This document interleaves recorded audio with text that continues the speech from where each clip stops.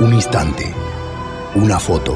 Hemos venido aquí hoy a muchas cosas. Una época de cambios que devienen un cambio de época. A muchas cosas, a caminar, a marchar, a saltar, a cantar. Una frase, un sentimiento colectivo y las ganas de hablar de nosotros en nuestro idioma. Pero entre tantas cosas de las que hoy hemos venido a hacer aquí a Mar del Plata hoy, nuestros problemas, nuestras soluciones, nuestra América adulta y soberana. Y cada uno de nosotros trajo una pala.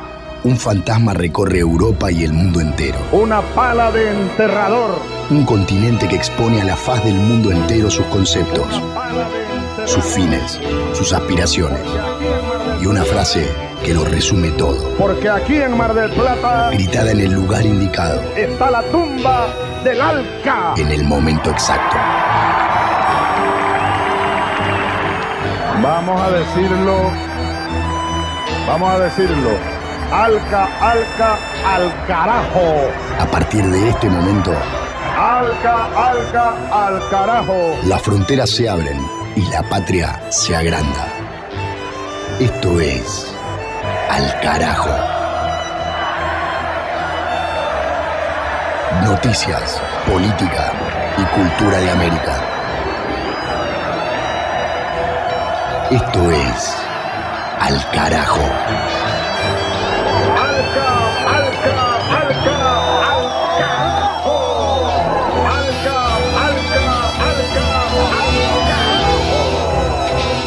Han votado a favor 55 congresistas, en contra 54, 19 abstenciones. No ha sido aprobada la resolución que declara la vacancia de la presidencia de la República por la causal prevista en el inciso 2 del artículo 103 de la Constitución Política del Perú. En consecuencia, pasa al archivo. Señores, señores congresistas, se solicita la dispensa del trámite de aprobación del acta para ejecutar lo acordado en la presente sesión. Si no hay oposición por parte de ningún congresista, se dará por...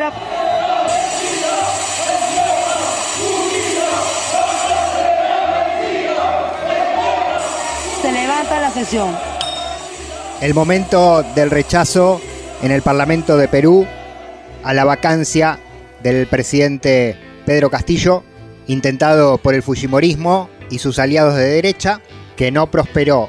55 a favor, 54 en contra, lejos de los 87 votos parlamentarios necesarios para voltear al gobierno de izquierda, del maestro rural, del rondero, que a partir de esto sigue en su cargo, tratando de avanzar en reformas con muchas dificultades, con escasa gobernabilidad y con la amenaza de la destitución girando sobre su cabeza como aves de rapiña sobre los despojos. Desde acá empezamos esta nueva emisión de Al Carajo. Este es uno de los hechos políticos importantes en América Latina en estos días. Mi nombre es Pablo Daniel Ovín, en la conducción y producción periodística, junto a Mavi Sosa en la cultura, Juan Francisco Martínez Pería en la historia y a Ixa Matar en la música. Vamos a girar por todo el continente, de norte a sur y de este a oeste, América Latina y el Caribe, con la política y con la información, sonando este programa en su temporada número 13 en aproximadamente 50 radios populares, alternativas, comunitarias, rurales, campesinas, públicas y universitarias de la República Argentina, de Chile, de Uruguay, de Bolivia. También tenemos un canal de YouTube, un espacio en la plataforma iVoox, con el nombre del programa nos buscan Al Carajo Radio, donde se pueden compartir, escuchar, descargar y hacer circular cada uno de los capítulos de este año y también de las temporadas anteriores. Es nuestra emisión número 5 de este 2022. La empezamos por Perú, con ese momento cumbre en el Parlamento, donde se definió la continuidad de Pedro Castillo en la presidencia, y lo seguimos ahora mismo con más noticias, país por país, región por región, pueblo por pueblo de nuestro continente. Del Atlántico a los Andes, del cerro a la cordillera. Al Carajo. Las noticias de América.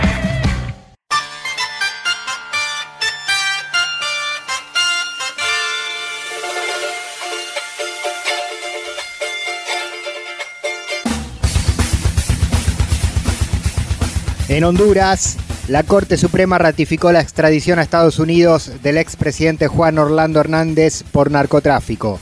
Los 15 magistrados del máximo tribunal rechazaron la apelación de la defensa, con lo que el dirigente del Partido Nacional se convertirá en el primer exmandatario del país que será procesado por tribunales estadounidenses. El recurso presentado por su grupo de abogados pedía que se niegue el pedido de extradición debido a que se le tenía que respetar, supuestamente, su inmunidad por ser diputado del Parlamento Centroamericano. El ex jefe de Estado hondureño está acusado desde el pasado 14 de febrero por la justicia de Estados Unidos de conspirar para exportar cerca de 500 toneladas de cocaína hacia el país del norte en una operación ilícita extendida en el tiempo desde el año 2004. Por su parte, la Procuraduría de Tegucigalpa emitió una misiva donde solicita al fiscal general, Oscar Fernando Chinchilla, realizar el proceso de incautación de bienes de Hernández para ahondar en las investigaciones sobre los delitos que se le imputan. En tanto, en el flanco político, el gobierno de la presidenta Xiomara Castro garantizó que se mantendrá el impulso para que avance el proceso contra Hernández en el exterior, sin que esto extinga las investigaciones en su contra en la justicia nacional. Al carajo. En Brasil, cayó el ministro de Educación de Bolsonaro por escándalo de corrupción con pastores evangélicos. Milton Ribeiro renunció de manera indeclinable al cargo en medio de fuertes acusaciones de desvíos de fondos públicos en beneficio de sectores religiosos afines al oficialismo. Las sospechas estallaron a raíz de la publicación de un audio filtrado por el diario Folha de San Pablo, en el que el funcionario comenta que los presupuestos del Ministerio de Educación tenían entre sus prioridades los proyectos que impulsan pastores de iglesias pentecostales amigos del gobierno. Especialmente, dice el exministro en la grabación, se favorece a todos los amigos del pastor Gilmar, en referencia a un líder religioso muy cercano a Bolsonaro, y además agrega que era un pedido directo y especial del propio presidente de la República. Todo esto mientras los gremios docentes denunciaban recortes a las escuelas públicas y a distintos sectores educativos. Además, el propio Ribeiro es pastor de una iglesia presbiterana, la cual figura como una de las beneficiarias de los hechos imputados. Su renuncia ocurre en proximidad de una oleada de cambios en el gabinete de Bolsonaro, forzados por la decisión de 10 de sus 23 ministros de renunciar para aspirar a un cargo electivo en los comicios de octubre próximo. Al carajo. En Guatemala, transportistas protestan por el aumento de la gasolina. La Asociación de Empresas de Autobuses Urbanos del país centroamericano realizó una caravana para visibilizar el reclamo, movilizando unidades desde distintos puntos de la capital hacia el Congreso de la República. La marcha generó una virtual paralización de la zona urbana, con la participación masiva de choferes del Servicio Express, del municipio Mixco y del Transurbano, que con centenares de autobuses bloquearon el paso de las rutas que conducen hacia el centro histórico. Los empresarios transportistas explicaron que se llegó a esta medida extrema tras agotar todas las vías administrativas para ser recibidos por las autoridades ejecutivas y legislativas y que solo levantarían el paro si se abre un canal de diálogo para atender sus demandas. Entre otras cosas, piden un aporte económico por parte del gobierno para amortiguar el alza de los precios del combustible.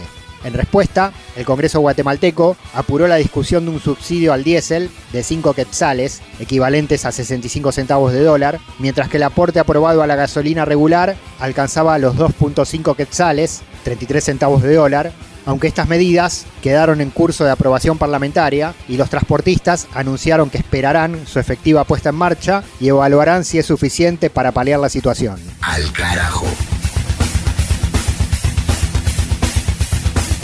En Colombia, primer debate de los candidatos a la presidencia para las elecciones de mayo. Fue organizado por la Universidad Externado.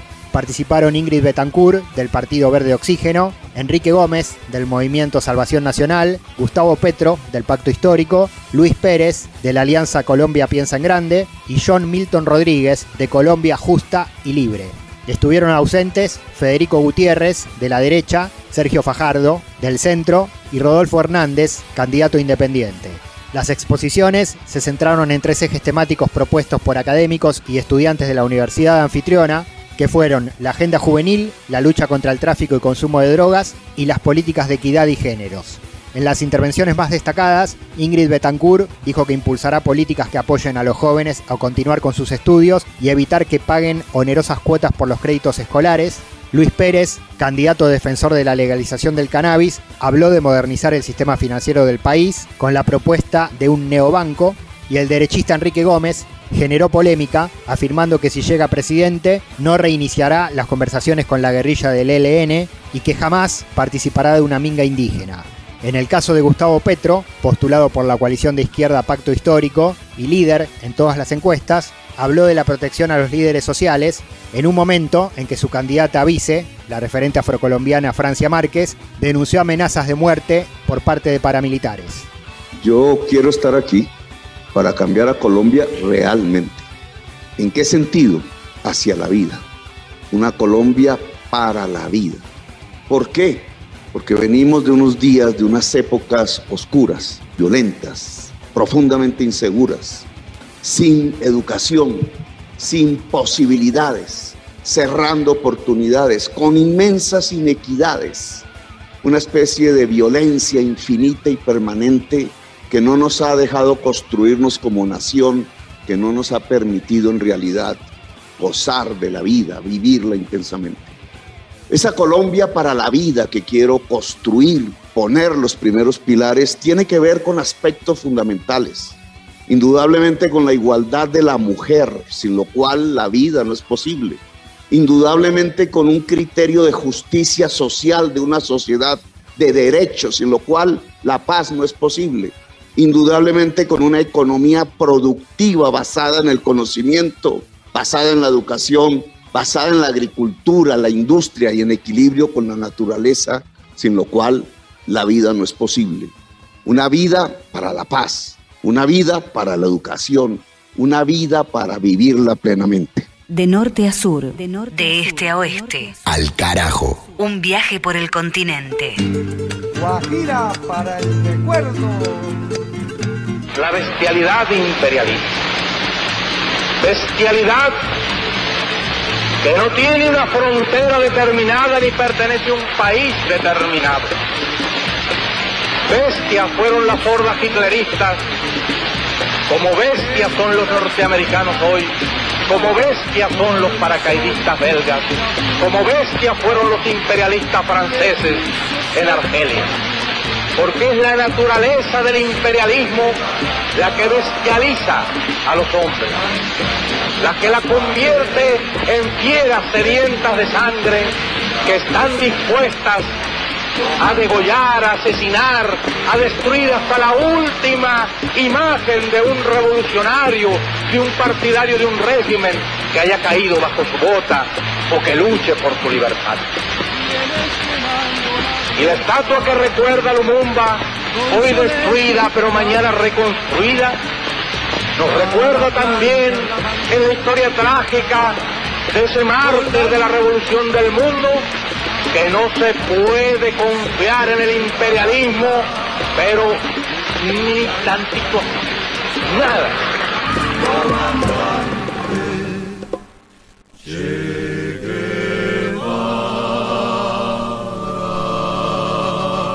Al carajo. Una mirada al sur desde el sur.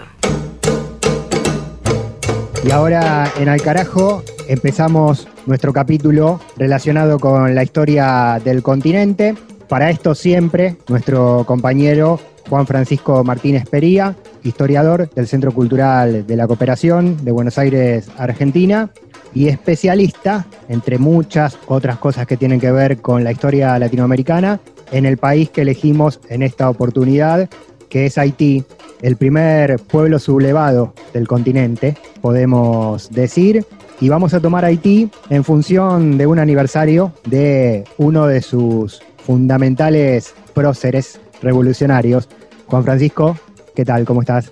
Hola Pablo, hola a la audiencia, muy contento de estar una vez más en el programa. Y sí, como vos decías, vamos a hablar un poquito de Haití porque es este 7 de abril, un nuevo aniversario del fallecimiento de una de las figuras claves de Haití, que fue Toussaint Louverture, que falleció el 7 de abril de 1803 y que nació el 20 de mayo de 1743. Y la idea es, bueno, hablar un poco de este proceso tan importante en la historia de América Latina y en la historia global, que es la Revolución Haitiana, ¿no? y empezar diciendo algo que se señala siempre, que es que se habla muy poco de Haití. Actualmente hay una gran crisis política en Haití, que seguramente después en algún otro programa podemos charlar más en detalle, pero realmente estos temas, Haití está muy olvidado a nivel de grandes medios de comunicación hegemónicos, y la historia de Haití ha sido totalmente olvidada, ¿no? Cuando se habla de Haití, ¿qué es lo que se suele decir, Pablo? ¿Qué es lo que siempre salta? Bueno, uno piensa en las hambrunas, en los terremotos, en la pobreza, Exactamente. en las misiones intervencionistas de Naciones Unidas, supuestamente para estabilizar a un país que sigue en convulsión permanente. Exactamente, lo que se suele decir es Haití es el país más pobre de Occidente, ¿no? Y eso esconde un montón de cosas. Haití no es el país más pobre de Occidente, sino el país más empobrecido, y esconde una riquísima historia, y esas intervenciones, como bien señalaba Pablo, que se venden, ¿no?, para ayudar a la democracia, para estabilizar, son una larga continuidad de historias de un terrible colonialismo en la isla. Que, como decía Eduardo Galeano, tiene una maldición blanca, ¿no? Tiene una maldición blanca a partir de esa enorme revolución que ocurrió de 1789 a 1804, ¿no? Un proceso gigantesco que fue ese primer pueblo sublevado, como decías vos, Pablo, pero además fue la primera y única, escuchen esto, la primera y única revolución de esclavizados que triunfó en la historia de la humanidad. O sea, estamos hablando de algo importantísimo, ¿no? Y si vos realmente decís, ¿conocés alguna historia de esclavizados que se hayan revelado? Muchas veces, sobre todo los más grandes, se acordarán de Espartaco, ¿no? Porque hay una película de Kirk Douglas muy conocida. Y Espartaco, sí, efectivamente fue un líder romano, ¿no?, que llevó adelante una rebelión muy importante, pero que fracasó. Y claro, Espartaco es conocido porque es blanco y europeo. Pero esa rebelión fracasó, y la revolución de Haití fue la primera y única revolución de esclavos que triunfó en la historia de la humanidad. Y además fue la primera independencia de América Latina. Y además jugó un rol muy importante ayudando a Bolívar para expandir la revolución y para hacer la revolución. Y además fue, de todas las revoluciones atlánticas, de todas las de la época, me refiero a Hispanoamérica, Estados Unidos, Francia, fue la única que verdaderamente promovió una genuina universalización de los derechos del hombre, ¿no? Todo esto la hace una revolución súper importante, y es terrible que esté tan olvidada y tan negada, ¿no? Es absolutamente terrible eso. Sí, bueno, vos venís en cada programa planteándonos historias de los grandes líderes, Venezuela, Perú, Colombia, Argentina, México. En todas esas nos trajiste figuras que son criollos o hijos de los españoles y de los conquistadores, ¿no? Que son parte, en definitiva terminan siendo parte de esa herencia de la colonización. Haití, como bien decís, es la primera y única quizás revolución del propio pueblo. Exactamente, digo, la revolución haitiana es una revolución de las más radicales del mundo de la época moderna, ¿no? Es enormemente radical en términos de los logros que consiguieron, pero además es enormemente radical porque quienes la protagonizaron, como vos bien señalabas, Pablo, son de los sectores más bajos, absolutamente más bajos, y más dominados de la sociedad. Los grandes líderes de la revolución haitiana fueron dos: Toussaint Louverture, que es un poco la excusa para que tenemos hoy para hablar de la revolución, y el otro fue Jean-Jacques Dessalines. Ambos habían sido esclavizados, racializados, ambos eran africanos descendientes. Jean-Jacques Dessalines era analfabeto, Toussaint Louverture había aprendido a leer y escribir y tenía cierta formación, pero los dos venían de lo más bajo de la sociedad, y el pueblo que protagoniza esa revolución viene, como vos bien decís, de lo más bajo de la sociedad. Hay algo que es muy importante, y ya para meternos en una mini cronología, Haití, y esto es muy importante, era una colonia francesa, pero no era cualquier colonia, era una de las más ricas de América. ¿Por qué? Porque lo que había ahí era producción de azúcar. El azúcar en el siglo XVIII era muy importante, muy importante.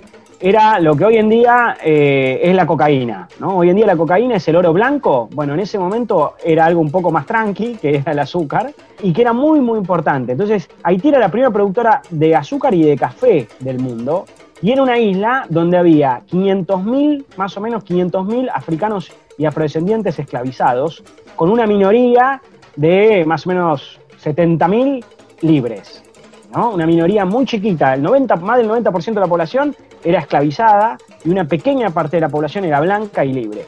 Y esa isla, que era una isla sumamente rica e importante, 2/3 partes del comercio francés eran con Haití, estaba llena de tensiones, era un volcán en erupción, ¿no? Todo el Caribe era un volcán en erupción, porque esto que estamos viendo en Haití se repetía en otras islas, pero digo, en todos lados había revueltas, movimientos cimarrones, ¿no? Luchas de los esclavizados para liberarse. Y este era un volcán en erupción que explota de alguna manera a partir de la Revolución Francesa, ¿no? La Revolución Francesa, que sí es súper conocida, fíjense, digo, todos sabemos más o menos que hubo algo así como la Revolución Francesa y que fue fundamental en la historia moderna, y tenemos una idea de la Revolución Francesa como una gran promotora de derechos humanos y de la idea de libertad y la igualdad. Hay una revolución en Francia y Francia proclama una declaración de los derechos del hombre en 1789. Pero esa declaración, a pesar de que hablaba de hombres, en realidad esos derechos eran para muy pocos. Los varones blancos, propietarios, cristianos, ¿no? Excluía a las mujeres, a los trabajadores, a los pobres y obviamente excluía a los esclavizados, africanos y afrodescendientes, ¿no? Y colonizados. Esto, de alguna manera, lo que va a generar es una respuesta en Haití. Una masiva y gigantesca movilización y rebelión de esclavizados que va a ocurrir el 22 y el 23 de agosto de 1791. De la noche del 22 al 23 de agosto hay una enorme rebelión que inicialmente es liderada por una figura que es asesinado el poco tiempo después, que se llamó Duty Boukman, que era un cimarrón, un esclavizado fugado, y que era un sacerdote vudú, ¿no? El vudú también tiene pésima prensa, ¿no? Y generalmente es visto como una cosa maligna, ¿no? Demoníaca, y el vudú es una religión que surge a partir de un proceso de mezcla sincrética entre elementos africanos y un poco de catolicismo. Y el vudú fue muy importante en la revolución haitiana, muy, muy importante. Y entonces el primer líder fue este Boukman, pero al tiempo después, quien se va a convertir en el gran líder de la revolución va a ser Toussaint Louverture. Y lo que van a pedir estos esclavizados rebeldes, lógicamente, es que si Francia hablaba tanto de libertad e igualdad y derechos del hombre, ellos eran hombres, ¿no? Ellos eran seres humanos, tanto los varones como las mujeres, y debían ser liberados y debía terminarse con el racismo y con la esclavitud. Francia, por supuesto, no responde a esto con, bueno, nos olvidamos, ¿no? Te imaginarás que no. Digamos, lo que sucede es una guerra, ¿no? Una guerra muy cruenta, hasta que, y esto es interesante, en 1793 hay una guerra internacional entre Francia, Inglaterra y España. Y esas potencias, Inglaterra y España, invaden la isla, ¿no? Entonces en 1793 hay un momento donde Francia está muy en la lona, está en una situación muy, muy difícil, y decide abolir la esclavitud.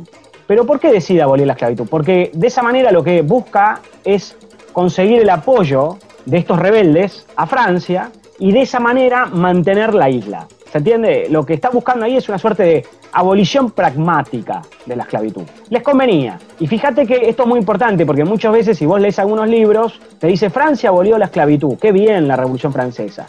Y lo que te esconden ahí en ese cuento es que en realidad Francia abolió la esclavitud para mantener el colonialismo y para proteger su principal colonia, que era Haití, que era muy rica. Sí, un movimiento político más que humanitario. ¿Cómo termina esa historia de la abolición de la esclavitud haitiana por parte de Francia en esa guerra de grandes potencias, ¿no? Como siempre, nuestros pueblos subsumidos a los intereses y a las pujas de las grandes potencias. Exactamente, y sobre todo el Caribe. El Caribe ha sido un lugar de constante choque de potencias. Hay una figura clave de la historia caribeña que se llama Juan Bosch, que fue presidente de República Dominicana después de la caída de Trujillo, del asesinato, del ajusticiamiento de Trujillo, que tiene un libro que se llama El Caribe, frontera imperial, ¿no? Esta idea de una frontera caliente donde chocan todos los imperios. Y Haití era una frontera imperial donde chocaban todos los imperios. ¿Qué es lo que pasa después? Bueno, resulta que esa abolición de la esclavitud duró poco, ¿no? Durante unos años, Toussaint Louverture y los esclavizados ya libres lucharon con Francia, continuaron con Francia, hasta que Francia en un momento dijo, bueno, esto ya está, ya no más. Y quien dijo ya no más fue Napoleón Bonaparte. Napoleón Bonaparte, cuando llega al poder en 1799, dice, ¿qué es esto de esclavizados libres? ¿Qué es esto de que no haya más esclavitud? Y no es que lo dice solamente Napoleón, sino la burguesía colonial francesa, ¿no? Que dice, no, esto no puede ser. Y en 1802 manda una enorme expedición, 50.000 hombres para reconquistar una isla muy pequeña. Fíjate vos que Cuando España quiso reconquistar América, en un momento mandó una expedición de más o menos 20.000 hombres. En cambio, Napoleón manda una expedición de 50.000 hombres. Manda una expedición, esa expedición empieza una guerra muy cruenta, muy cruenta, y en esa guerra lo terminan derrotando a Toussaint Louverture. Bueno, Toussaint Louverture firma una paz en un momento, le prometen que no van a restablecer la esclavitud ni nada, que no van a tocar nada, todo mentira, y ahí es cuando lo terminan apresando y desterrando, ¿no? Y esa es una historia muy trágica. Y ahí Toussaint Louverture dice una frase que yo siempre cito, él dice: al derrocarme y al desterrarme han cortado el tronco del árbol de la libertad. ¿Qué quiere decir esto? En esa época, Pablo, no sé si sabías que se plantaban árboles que representaban la libertad. En el caso de Haití, palmeras. Esto era muy común. Entonces lo que él dice es, al derrocarme han cortado el tronco del árbol de la libertad. Pero él dice, el árbol de la libertad tiene raíces muy profundas y van a volver a crecer, ¿no? Van a volver a reverdecer. Y efectivamente, cuando él es desterrado, el jefe de la expedición esta de Napoleón le dice a Napoleón, a este tipo lo tenés que poner lo más lejos posible del Caribe, y lo mandan a un castillo en la frontera entre Francia y Suiza, que hacía un frío, imagínate, y él muere ahí, a los meses, muere totalmente deprimido y en condiciones de vida dramáticas, o sea, es asesinado básicamente, ¿no? por las condiciones del presidio, pero esas palabras resultaron proféticas, y apenas él fue desterrado, hubo una gigantesca rebelión popular, y el líder de esa rebelión popular fue Jean-Jacques Dessalines. Y esa rebelión ya no fue una rebelión meramente antiesclavista o antirracista, sino ahora definitivamente anticolonial, y derrotaron a los franceses, ¿no? Derrotaron a uno de los principales ejércitos del mundo y declararon la independencia el 1 de enero de 1804. Y escúchame esto último, Pablo, algo que es muy importante, lo que hicieron fue cambiarle el nombre a la isla. El nombre original de la isla era Haití. Después el nombre colonial que le pusieron los franceses era Saint-Domingue, que quiere decir Santo Domingo en francés. Lo que hizo Jean-Jacques Dessalines fue cambiarle el nombre y recuperar el nombre originario. Y de esa manera, y él da un discurso donde dice, he vengado América, ligando la lucha de los esclavizados con la lucha de los pueblos originarios que habían sido víctimas de un enorme genocidio.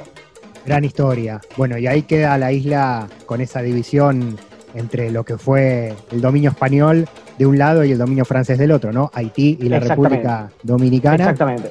Que bueno, puede ser tema para otro capítulo también. Podemos decir, Juan Francisco, que el Haití de hoy, como bien dijiste vos, el país o el pueblo más empobrecido de la región y probablemente del mundo, está pagando aquella primera revolución, aquel primer grito liberador, lo está pagando. Hay como un pase de factura histórico del primer mundo, de los imperios hacia el pueblo haitiano. Sin duda. Haití, la revolución triunfa el 1 de enero de 1804 y es una bomba. Imagínate lo que significó esto, una bomba, ¿no?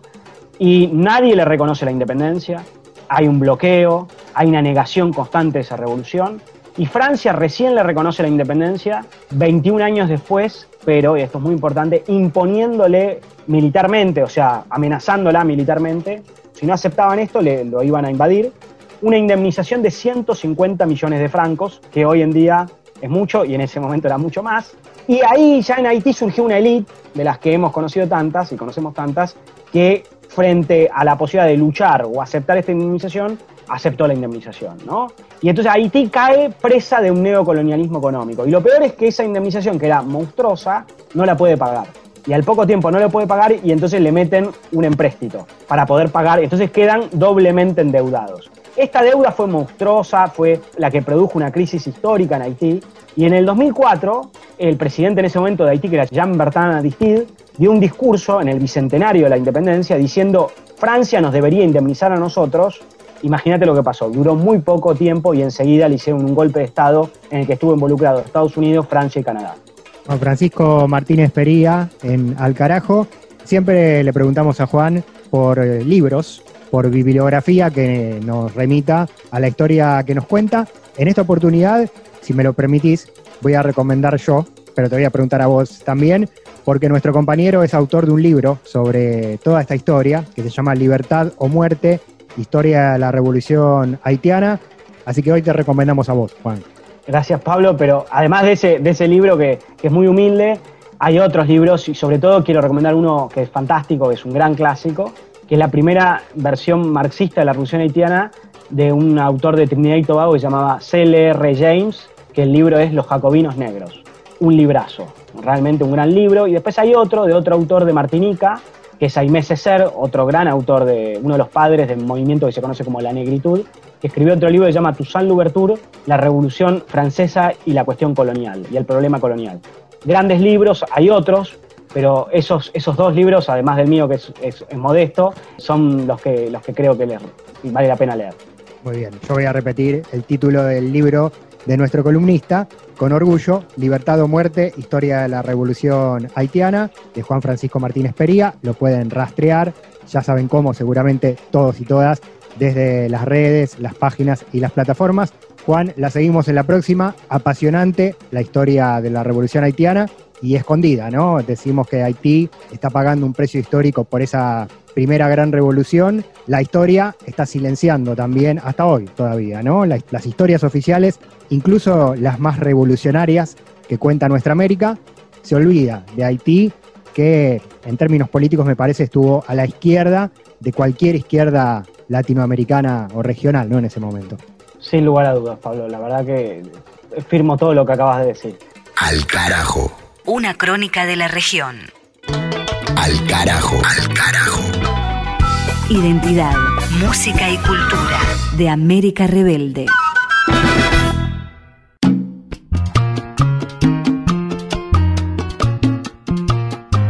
Seguimos en Al carajo con esta música que nos posiciona de inmediato en un punto exacto del continente. Ahora vamos a comer. Mavi Sosa comanda. Hola Pablo, esta vez te invito y por supuesto también a toda la audiencia de Al Carajo a comer un plato que viene de Puerto Rico. Se trata del arroz mamposteado. Es un plato típico de este país que tiene 3 cualidades más que importantes. Es nutritivo, es fácil de preparar y por supuesto es delicioso. Esto no es balada, esto no es rock. Esto es salsa, son y rumba. Esto no es ensaladita light. Arroz con habichuela y vianda es lo que hay. Les cuento un poco cómo se prepara. Hay que picar bien 2 tocinos y freírlos. Luego añadir un pimiento verde, un pimiento rojo o morrón, media cebolla y 2 dientes de ajo. Todo bien picado. Remover y cocinar durante 3 minutos. Al finalizar este tiempo, agregar 1 taza de habichuelas o frijoles rojos cocidos, 2 cucharadas de salsa de tomate y orégano. Una vez incorporados estos ingredientes, sumar 4 tazas de arroz cocido y mezclar bien. Luego, agregar 2 plátanos maduros bien picados. Servir con cilantro fresco y rodajas de palta o aguacate. Esto llega hasta la Z. Esto no es mamá, papá y nene. Esta es la lección completa. Esto no viene en los libros, no se enseña en la academia. Esto es poquito a poquito, luego el esfuerzo se premia. Esto no es balada, esto no es rock. Esto es salsa, son y rumba. Esto no es ensaladita light. Arroz con habichuela y vianda es lo que hay.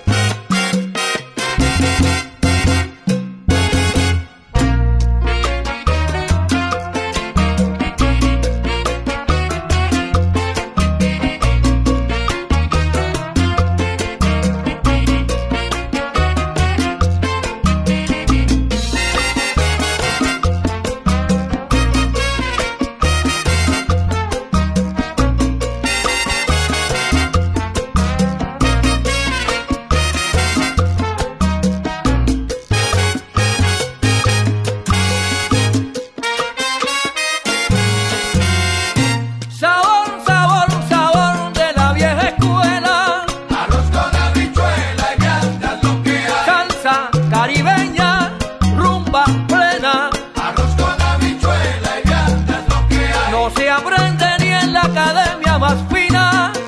Arroz con habichuela y en calle, calle, calle, calle, rumbo de esquina. Arroz con habichuela y vianda es lo que hay. Traigo melao, qué rico, qué sabroso el tumbao. Arroz con habichuela y vianda es lo que hay. Lo que hay. Esto es lo que hay. Lo que hay. Esto es lo que hay. Lo que hay. Esto es lo que hay. Lo que hay. Esto es lo que hay. Timbal, bongo, campana, conga. Lo que hay. Ingredientes para el sancocho. Esto es lo que hay. El chef Rafael lo prepara sabroso. Lo que hay. Con leña y no en microondas. Lo que hay. Los vientos van a tocar. Lo que hay. Bajo piano acompañado. Esto es lo que hay. Es el gran combo preparando. Lo que hay. El banquete musical. Lo que hay. Esto no es ensaladita light. Arroz con habichuela y vianda es lo que hay. Música y comidas en Al Carajo. Cocinó virtualmente Mavi Sosa, arroz mamposteado de Puerto Rico, y le puso música esta banda local de la isla caribeña, el Gran Combo, lo que sonó en Al Carajo. Ni tratados de libre expoliación, ni tratados como incapaces. Al Carajo.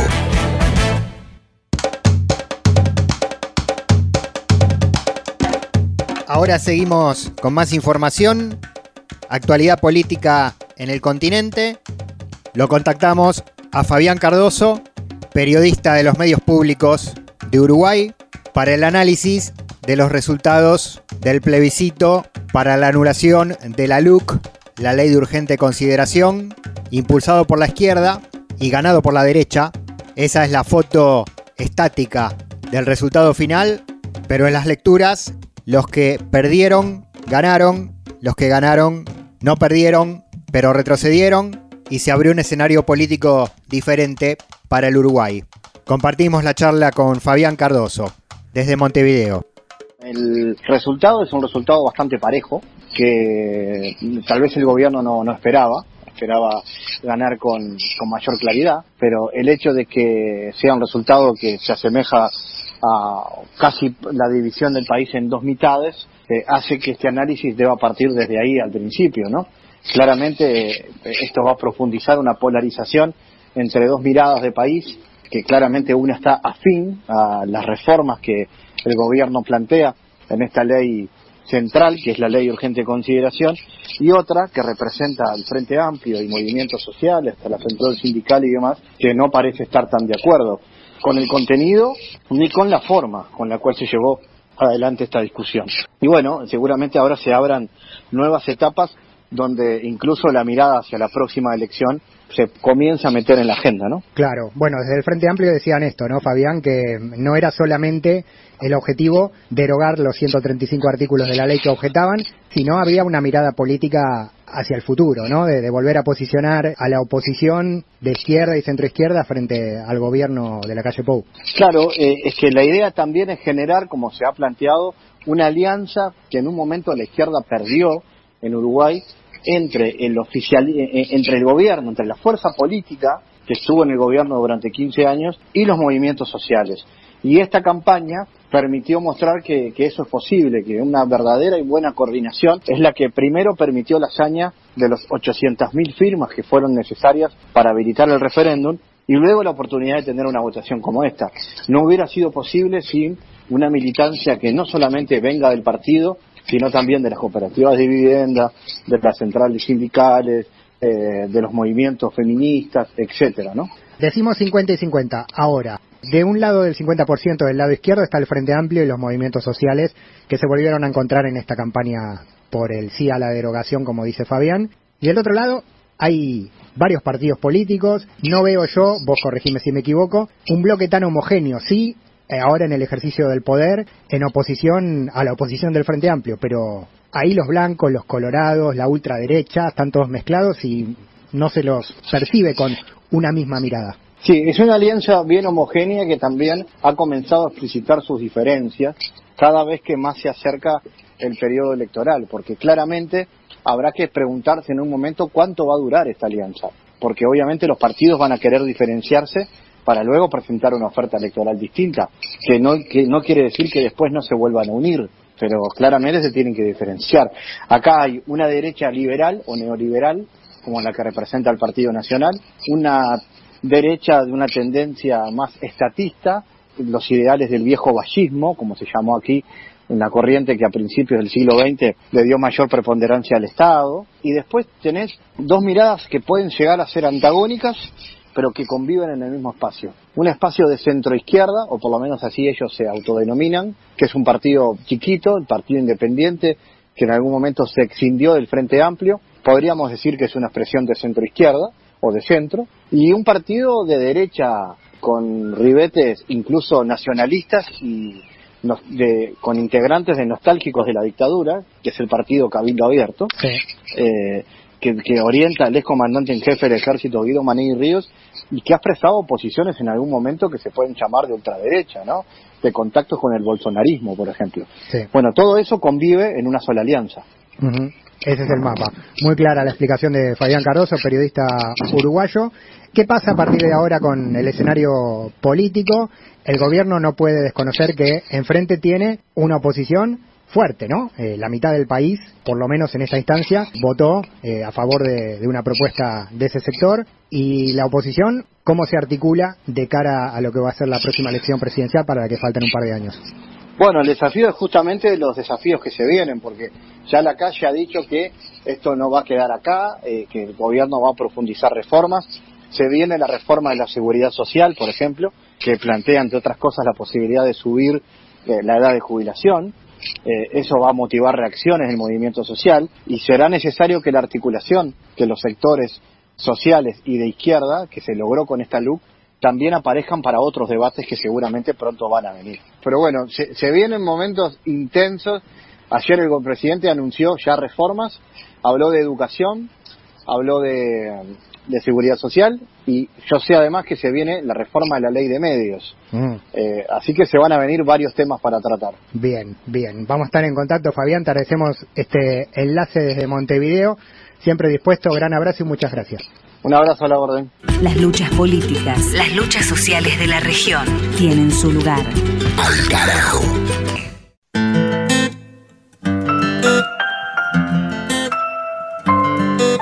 Y la última vuelta informativa la damos con más voces de los compañeros y compañeras de las radios comunitarias, populares y campesinas de América Latina y el Caribe. Enlace de ida y vuelta. Ahora, en Al Carajo, escuchamos desde Honduras a Yolani Pérez, desde Radio Progreso de Tegucigalpa, y el reclamo al flamante gobierno de Xiomara Castro por una ley integral contra la violencia hacia las mujeres. Saludos cordiales a América Latina y el Caribe. Vamos a escuchar a Margarita Bueso, la coordinadora nacional de ONU Mujeres, insistiendo que es lamentable este incremento de la violencia que está dejando como resultado una mujer asesinada en Honduras. Y habla de esta petición que hacen al Estado hondureño por la aprobación de una ley integral que atienda las violencias contra las mujeres.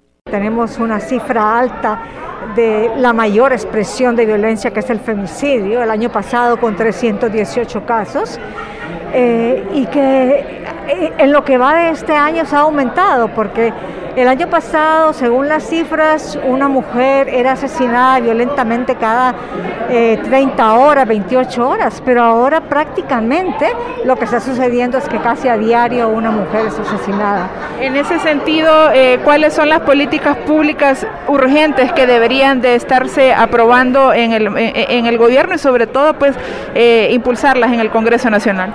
Bueno, como usted escuchó en el informe, se está formulando una política de seguridad que nosotros como Naciones Unidas estamos pidiendo que sea una política de seguridad integral y que contenga enfoque de género.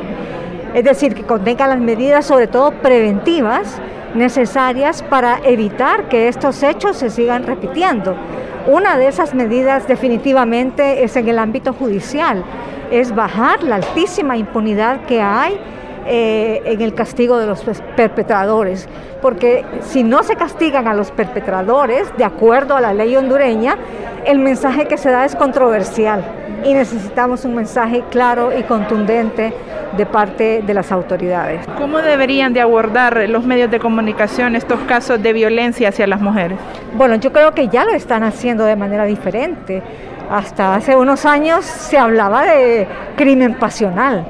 Crimen pasional realmente no existe. Existe el asesinato, existe la violencia y está tipificado en la ley bajo figuras delictivas. Entonces yo creo que ya hay un paso adelante y creo que la prensa debe sensibilizarse al respecto y poner el enfoque debido. Hace poco vi un titular que decía, por andar en la calle el asesinado. No, tenemos derecho a andar en la calle. O como decían las chicas del Zamorano, con ropa o sin ropa mi cuerpo se respeta. Entonces ese tipo de normas sociales tenemos que introyectarlas todos. Margarita Bueso, ella es la coordinadora nacional de la Oficina de Naciones Unidas para las Mujeres en Honduras. Desde Radio Progreso, este es un reporte de Yolani Pérez.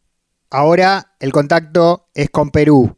El colega Luis Enrique Lozada Gallardo, desde Radio Cotibalú, en Piura, informa sobre un polémico paro de transportes, según los sectores cercanos al gobierno de Pedro Castillo, con tintes políticos. Saludos América Latina y el Caribe. Perú sigue movido luego que no prosperó la vacancia contra el presidente Pedro Castillo Terrones. Hay paro de transportistas quienes se quejan del alza de combustible. El paro origina el bloqueo de carreteras en varias de las 25 regiones del país y puede que tenga motivaciones políticas, pues comenzó el día en que el presidente Castillo fue al Congreso para defenderse de la acusación por incapacidad moral permanente. Hace algunos meses un paro de transportistas abortó porque se filtraron audios en donde congresistas de oposición y empresarios estaban impulsándolo o apoyándolo desde las sombras. Estos días sale en libertad el exdictador Alberto Fujimori por una decisión tramposa del Tribunal Constitucional que sigue jugando a favor de la derecha y ultraderecha. Fujimori no puede ser liberado porque está sentenciado por delitos de lesa humanidad, pero eso no ha importado. La Corte Interamericana podría ver el caso peruano en 5 meses y puede solicitar que el exdictador regrese a la cárcel, pues ya sucedió el 2018, cuando le dieron un indulto a Alberto Kenya Fujimori, pese a que no corresponde por la categoría de sus delitos, comandar acciones de secuestro, tortura y muerte. Mientras tanto, los conductores de taxis, motos, mototaxis, camionetas, colectivos,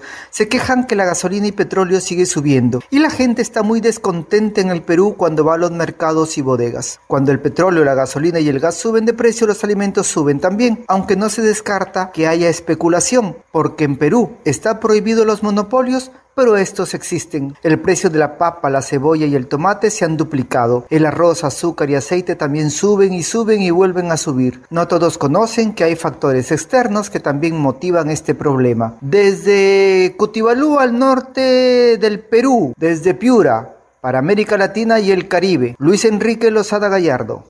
Y ahora, enlace con El Salvador. Protesta del personal de salud y de las familias al gobierno de Nayib Bukele por el abandono de la gestión al sector que puso todo durante la pandemia, informa Alfredo Carías, corresponsal de ALER, la Asociación Latinoamericana de Enseñanza Radiofónica, en el centro de nuestra América. Bueno, compañeros, acerquémonos por favor a nuestra marcha para la administración del Ministerio de Salud para reclamar, para exigirle al Ministerio de Salud del gobierno de que cumpla con la promesa de denegación a los compañeros fallecidos y a los familiares de los compañeros fallecidos durante la pandemia COVID-19. Soy Alfredo Carías, corresponsal en El Salvador. Nos encontramos dando cobertura a la marcha de las médicas, médicos, enfermeros, enfermeras y familiares de personal de salud que ofrendaron su vida durante la pandemia. La marcha se conduce hacia lo que es las instalaciones del Ministerio de Salud Pública para demandar a las autoridades correspondientes justicia por el personal que dieron la vida y que hasta la fecha el gobierno no ha cumplido su promesa de compensación económica y ayuda a los familiares. Mi hijo Rodolfo Salvador García Chávez, él tenía 46 años, él fue de los primeros en fallecer. Mi hijo murió el 30 de mayo del 2020. Entonces yo le compraba las mascarillas, que en esa época me costaba $30 la caja, imagínense. Y no, ellos no tuvieron nada de ayuda en ese sentido, pues, ¿verdad? Pero sí nos hemos sentido desamparadas, y más que todo mi nuera, que quedó con 2 muchachos, uno en la universidad y una niña que estudia bachillerato. Y yo veo, pues, el sacrificio de ella por sacar a sus hijos adelante. Entonces nosotros necesitamos, con todo respeto, pues, que nos escuchen. Los compañeros del personal de salud que bravamente dieron su vida durante la pandemia de COVID-19. Es por eso que este día caminamos como lo hemos hecho siempre. Caminamos en favor de la población, y hoy queremos que la población también nos entienda que es una cuestión de justicia, es una cuestión de derechos humanos, que los compañeros, sus familiares, los familiares de los compañeros que ofrecieron su vida durante la pandemia del sector salud, se les cumpla la promesa de la indemnización que el presidente y el Ministerio de Salud les prometió. Personal de salud y familiares que perdieron a sus seres queridos, que frenaron sus vidas durante la pandemia debido a que no contaron con todos los insumos necesarios de protección, ahora demandan a las autoridades justicia para sus familiares. Laura Laínez, de Rivas. Yo soy la esposa del doctor Edgardo David Rivas Molina, que fue neurocirujano del Hospital San Rafael y que murió en junio del año pasado por COVID. Imagínense que prefieren gastar en hospitales para perros y no para nosotros, que nuestros familiares dieron la vida por este pueblo, por la pandemia. A 2 años de la pandemia en El Salvador, 232 médicos, médicas, enfermeros, enfermeras, personal administrativo, de personal de salud, dieron su vida frente a este virus, sin que el gobierno haya resuelto las promesas que le ofrecieron a los familiares del personal de salud. Informó Alfredo Carías. Las voces desde las radios comunitarias y campesinas de América Latina en Alcarajo, gracias a los colectivos de comunicación compañeros de todo el continente, con quienes armamos esta agenda semanal de información desde todos los rincones de la patria grande. De norte a sur, de este a oeste. Al carajo. Un viaje por el continente. Es bonita y es bonita y la verdolaga. Ahora nos quedan las letras.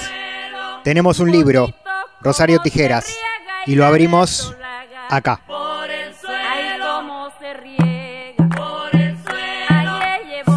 ¿De dónde salió de tijeras? Le pregunté una noche, aguardiente en mano. De un tipo que capé, me contestó mirando la copa que después vació en la boca. Quedé sin ganas de preguntarle más, al menos esa vez, porque después, a cada instante, me atacaba la curiosidad y la bombardeaba con preguntas. Unas me las contestaba y otras me decía que las dejáramos para después. Pero todas me las contestó, todas a su tiempo. Incluso a veces me llamaba a mi casa a medianoche y me respondía alguna que había quedado en el tintero. Todas me las contestó, excepto una, a pesar de repetírsela muchas veces. ¿Alguna vez te has enamorado, Rosario? Se quedaba pensando, mirando lejos, y por respuesta solo me daba una sonrisa, la más bella de todas, que me dejaba mudo, incapacitado de cualquier otra pregunta. Vos sí que preguntás huevonadas, también contestaba a veces. Al carajo. Aquí se queda la clara, la entrañable transparencia de tu querida presencia, comandante Che Guevara. Lecturas y recetas por Mavi Sosa, historia por Juan Francisco Martínez Pería, canciones de América Latina por Aixa Matar, noticias y política, quien habla Pablo Daniel Ovín. Este cuarteto hizo Al Carajo y le ponemos la rúbrica a este episodio número 5 de esta temporada 2022, la temporada número 13 de nuestro ciclo, para empezar a despedirnos hacia el 6º capítulo que vendrá y que se va a poder escuchar en este mismo dial en el que estamos sonando ahora, en exactamente una semana, mismo día y misma hora y misma emisora. Sonamos en cerca de 50 radios de la República Argentina, de Chile, de Uruguay, de Bolivia y de todo el continente. Hasta el reencuentro, nos quedamos comunicados vía redes sociales, Twitter, Facebook, Instagram, Al Carajo Radio. Nos vamos hasta la próxima con este grito de siempre, Alca, Alca, al carajo, que le da nombre a esta aventura radiofónica. Hasta la próxima. Alca, Alca, Alca,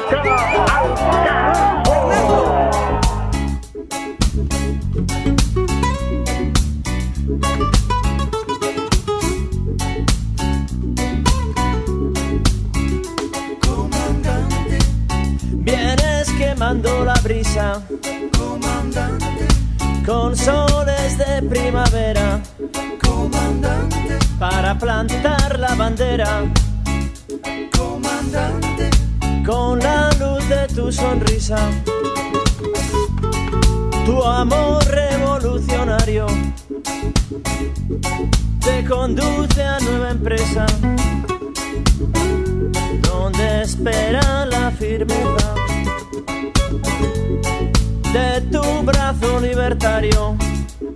Aquí se queda la clara, la entrañable transparencia de tu querida presencia, comandante Che Guevara, de tu querida presencia, comandante Che